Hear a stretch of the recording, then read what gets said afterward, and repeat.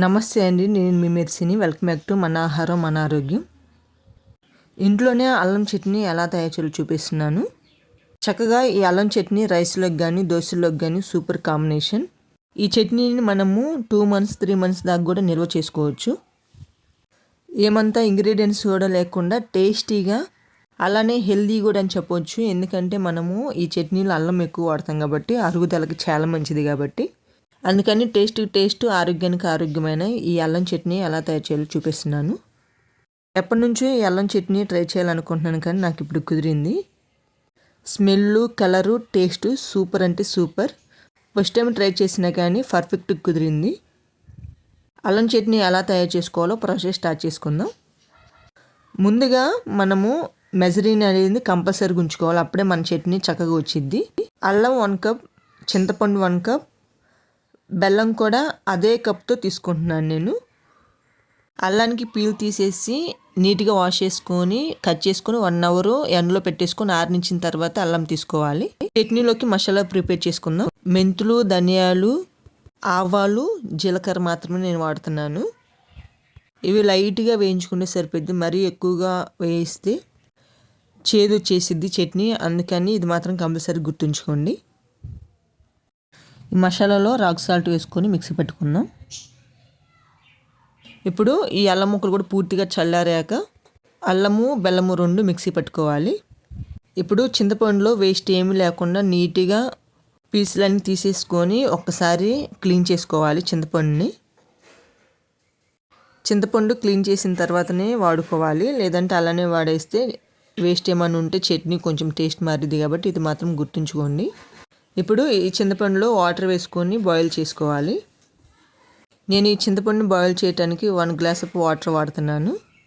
ఈ వాటర్ అంతా ఇంకిపోయి మనకి ఈ చింతపండు ప్యూరీ లాగా రావాలి, ఆ రీతిగా బాయిల్ చేసుకోవాలి. అదే ప్యాన్లో 2 tablespoon ఆయిల్ వేసుకొని ఈ చింతపండుని మంచిగా ఫ్రై చేసుకుందాం. మంట సిమ్లో నుంచుకొని ఈ చింతపండుని ఫ్రై చేసుకోవాలని, లేదంటే అడిగంటిది. ఇది మాత్రం కంపల్సరీ గుర్తుంచుకోండి. మొత్తము ఈ చింతపండుని నేను ఫ్రై చేసుకోవటానికి 4 tablespoon ఆయిల్ పట్టింది నాకు. చక్కగా ఆయిల్ పైకి వచ్చేలాగా ఫ్రై చేసుకోవాలి ఈ చింతపండు ప్యూరీని. మరొక ప్యాన్ పెట్టేసుకొని ఈ చట్నీకి పోపు తయారు చేసుకుందాం. 3 tablespoon ఆయిల్ వేసుకొని, నేను ఇక్కడ పోపు దినుసులు వాడుతున్నానండి. మీ దగ్గర పోపు దినుసులు లేకపోతే అన్నీ సపరేట్ వేసుకోవచ్చు. వెల్లుల్లికి పీల్ తీసేసి మాత్రమే వాడుకోవాలి. ఇక రెడ్ చిల్లీస్, కర్రీ లీవ్స్ కూడా వేసుకుందాం. ఇప్పుడు మనం ఏ ప్యాన్లో అయితే చింతపండు ప్యూరీని తీసుకున్నామో అదే ప్యాన్లో చట్నీ కలుపుకుందాం. అయితే మనం కొలత తీసుకున్నామో అదే కప్తో red chilli powder, masala powder వేసుకోవాలి. ఇక మిక్సీ పట్టుకున్న అల్లము బెల్లము చట్నీ కూడా వేసేసుకోవాలి.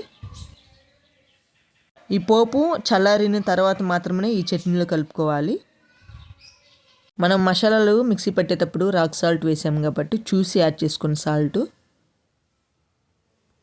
ఇక చక్కగా మొత్తం కలిపేసుకుందాం. ఇలా కలుపుకుంటుంటేనే స్మెల్ చాలా బాగుందండి. మనము ఈ చట్నీని దోశలోకి వాడేటప్పుడు కొంచెం చట్నీ తీసుకొని ఆ చట్నీలో వాటర్ కలుపుకొని వాడుకోవచ్చు. అవసరమైతే పోపు కూడా తయారు చేసుకోవచ్చు మీరు. ఇలా కలుపుకొని చక్కగా గాజు బౌల్లో మనం స్టోర్ చేసుకుంటే ఫ్రిడ్జ్లో పెట్టకపోయినా కానీ 2 months వరకు ఫ్రెష్గా ఉంటుంది ఈ చట్నీ. ఇలా చక్కగా కలుపుకోవాలి.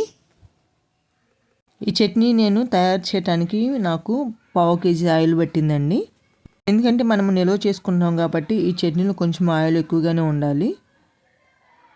మామూలుగా నిలువ పచ్చడి పెట్టేటప్పుడు సరైన కొలత లేకపోతే చట్నీ పాడేది కాబట్టి ఇలా మీరు సరైన కొలతతో ఒకసారి ట్రై చేయండి. ఇలా తయారు చేసుకునే చట్నీని పూర్తిగా చల్లారాక గాజు బౌల్లో వేసుకుని స్టోర్ చేసుకుందాం. మనం ఒకసారి తయారు చేసుకుని పెట్టుకుంటే 2 months వరకు హ్యాపీగా తినేయచ్చు, దోశలో కానీ రైస్లో కానీ. ఈ వీడియోకి నచ్చితే please like, share, subscribe. Thank you for watching.